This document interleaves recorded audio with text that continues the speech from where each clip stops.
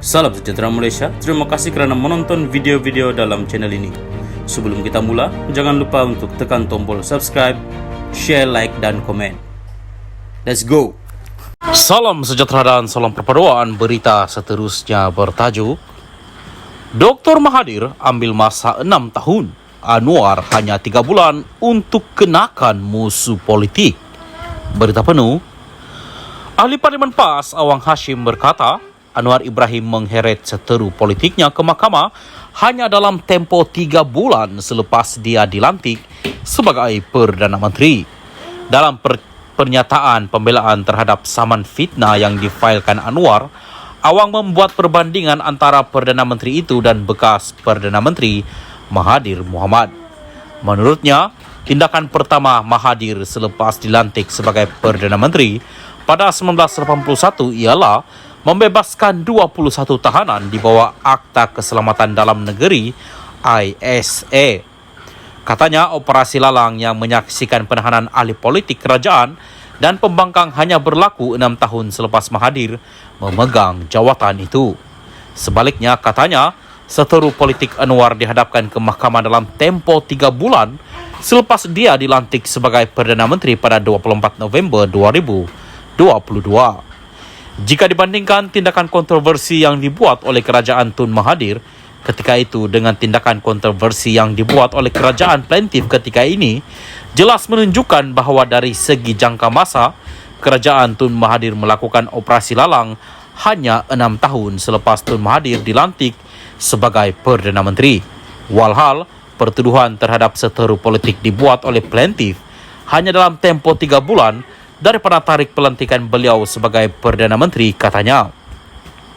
Defendan mendakwa bahawa pertuduhan jenayah terhadap bekas Perdana Menteri Muhyiddin Yassin dan Ahli Parlimen Bersatu Wan Saiful Wan Jan bercanggah dengan dakwaan Anwar bahawa dia tidak mengamalkan politik dendam. Awang mendakwa kes jenayah itu berlaku selepas plaintiff mengeluarkan kenyataan pada 5 Disember tahun lepas dengan mendakwa Perikatan Nasional dibiayai syarikat judi dan berlaku penyalahgunaan dana dalam projek Jana Wibawa. Ahli Parlimen Pendang itu juga berkata Anwar telah berhenti membuat kenyataan berhubung peranan Presiden UMNO Ahmad Zahid Hamidi dalam skandal kapal tempur pesisir LCS selepas kedua-duanya membentuk kerjasama dan Zahid dilantik sebagai timbalan Perdana Menteri. Kedua-dua situasi kes di atas melahirkan satu konklusi yang jelas bahawa kerajaan plaintiff akan cuba melindungi atau melengahkan penyelesaian sebarang isu yang membabitkan sekutu politik terkini, namun akan bingkas dan tegas terhadap seteru politik, terutamanya Perikatan Nasional. Maka inilah yang dimaksudkan oleh defendan sebagai strategi dan kaedah mengugut, katanya. Pada 3 Mac, Anwar memfailkan saman fitnah terhadap Awang atas 2 dakwaan, iaitu mendakwa Presiden PKR itu menyalahgunakan kuasa dengan campur tangan dalam agensi penguatkuasaan dan pendakwaan di Malaysia, dan kedua berhubung isu pelantikan plaintiff sebagai Perdana Menteri ke-10. Awang menyebut mengenai pembelaan justifikasi di mana defendan bersedia membuktikan di mahkamah kenyataan atau dakwaan yang dibuat, dan kedua, kenyataan itu dibuat sebagai komen yang berpatutan, bukannya sebagai kenyataan fakta melibatkan isu kepentingan awam. Menurut pernyataan pembelaannya, Awang berkata dia tidak mempersoalkan keputusan yang di Pertuan Agong untuk melantik Anwar, tetapi membuat ulasan yang adil mengenai proses pra-pelantikan. Defendan mendakwa bahawa dia membuat pemerhatian yang disokong oleh fakta mengenai komplot Anwar dengan Zahid untuk memaksa 10 ahli Parlimen BN menarik balik sokongan mereka kepada Muhyiddin untuk menjadi Perdana Menteri. Anwar diwakili Peguam Sankara Nair, manakala Awang diwakili firma guaman Amlin N. Faizi. Sekian berita, salam Malaysia Madani. Salam sejahtera dan selamat malam. Berita seterusnya di petiviaresabudin.com.net bertajuk apa status Tengku Zafrul dalam siasatan SPRM? Suspek atau saksi? Berita penuh. Selepas bekas Perdana Menteri Mahyadin MD Yassin disiasat SPRM berhubung projek Jana Wibawa, siasatan selepas ini adalah kepada bekas Menteri Kewangan Tengku Zafrul Tengku Abdul Aziz.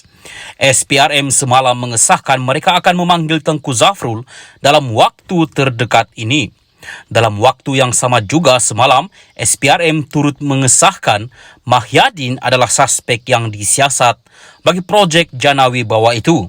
Kenyataan SPRM melalui sumber yang tidak dinamakan itu sekaligus menolak kenyataan Mahyadin sebelum itu yang mengatakan beliau hanya dipanggil untuk membantu siasatan. Jana Wibawa ialah pemberian projek secara rundingan terus yang diusahakan Kementerian Kewangan yang dicadangkan oleh Menteri Kewangan ketika itu Tengku Zafrul bagi tujuan membantu kontraktor yang terkesan teruk akibat COVID-19. Sebelum PRU 15 lalu, sebaik Tengku Zafrul dilantik sebagai Bendahari BN Selangor, Presiden UMNO Ahmad Zahid Hamidi ada mengungkapkan kata-kata lebih kurang, Tengku Zafrul akan membawa banyak gula untuk parti menghadapi PRU akan datang. Bagaimanapun beliau kalah di Kuala Selangor pada PRU 15 lalu, tetapi terus dikekalkan dalam Kabinet Anwar Ibrahim sebagai Menteri Perdagangan Antarabangsa dan Industri. Berhubung siasatan SPRM itu, Tengku Zafrul dilaporkan sedia memberi kerjasama penuh dalam siasatan yang dijalankan oleh Badan Penguat Kuasa Anti Rasuah itu. Katanya, beliau akan memberikan kerjasama penuh dan tiada apa yang hendak disembunyikannya. Persoalannya di sini, oleh kerana ketika era Mahyadin menjadi Perdana Menteri, Tengku Zafrul adalah Menteri Kewangan dan Jana Wibawa itu sendiri di bawah kendaliannya. Beliau akan disiasat sebagai apa? Sebagai suspek juga macam Mahyadin atau sebagai saksi untuk pendakwaan terhadap Mahyadin? Syabuddin Hussein, 20 hari bulan 2, 2023.